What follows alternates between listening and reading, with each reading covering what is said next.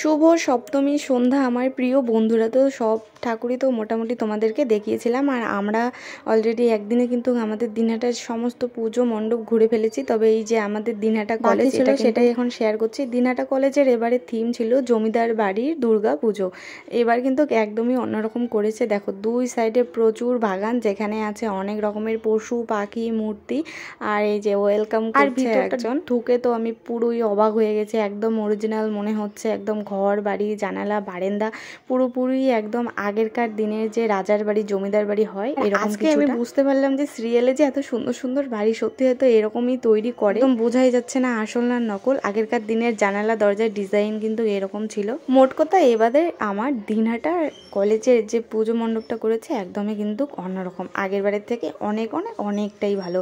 তো এখানে দেখো অনেকগুলো কিন্তু বেতের চেয়ার বসিয়ে রেখেছে, এখানে আমি একটু ফটো উঠছিলাম।